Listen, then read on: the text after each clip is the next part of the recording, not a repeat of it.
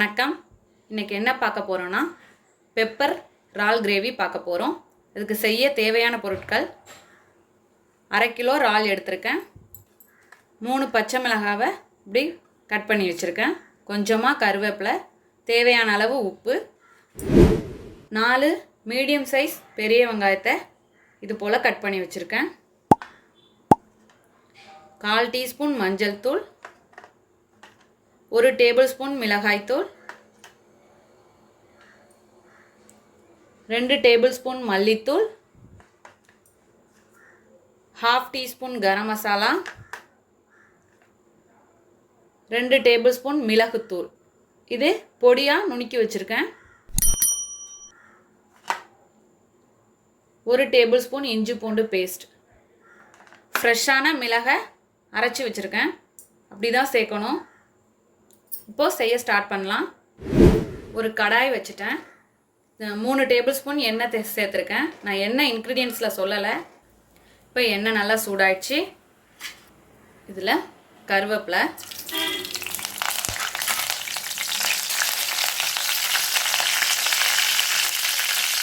கருவேப்பிலை பொரிஞ்சதும் வெங்காயம் சேர்த்துக்கலாம். நம்ம இதில் தக்காளியே சேர்க்காம கிரேவி பண்ணுறதுனால வெங்காயம் அதிகமாக சேர்க்கணும். வெங்காயம் அதிகமாக சேர்த்தாலே டேஸ்ட் கிடைக்கும். வெங்காயம் நல்லா வதங்கட்டும். இதில் கிரேவிக்கு தேவையான அளவு உப்பு சேர்த்துக்கிறேன்.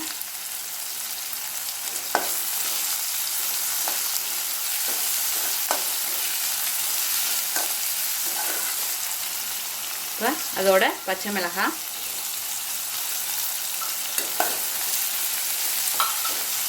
இப்போ வெங்காயம் நல்லா வதங்கிடுச்சு. இல்லை இஞ்சி பூண்டு பேஸ்ட் சேர்த்துக்கலாம்.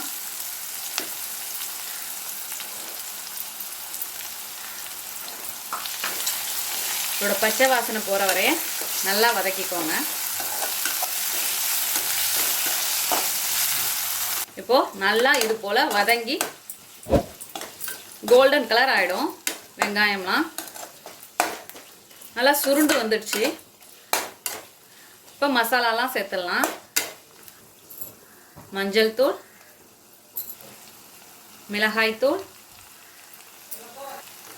மல்லித்தூள், கரம் மசாலா எல்லாம் சேர்த்து வதக்கிக்கோங்க.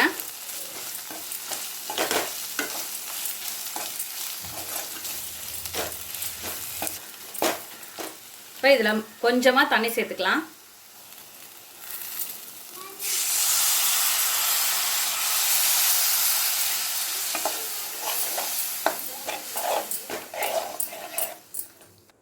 இப்போது தண்ணி சேர்த்தாச்சு.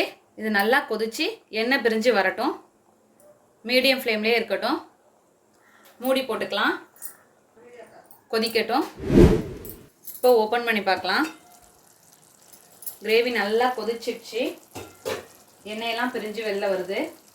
இப்போது இதில் மிளகுத்தூள் ஆட் பண்ணுறேன்.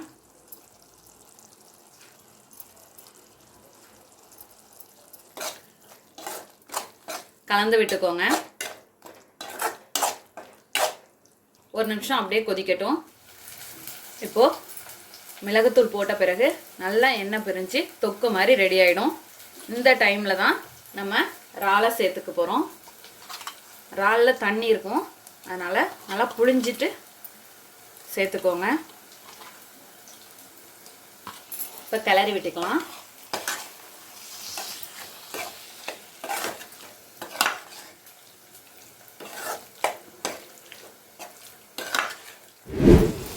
நல்லா கிளறியாச்சு, வேகட்டும். இறாலில் தண்ணி இருக்கும், அதனால் நம்ம தண்ணி எதுவும் சேர்க்க வேண்டியதில்லை, வேகட்டும். இடையில இடையில கிளறி விட்டுக்கலாம், அடி பிடிக்காமல் இருக்கிறதுக்காக.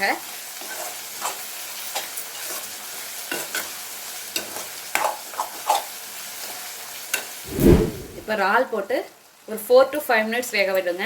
அதுக்கு மேலே வேக வைக்கக்கூடாது.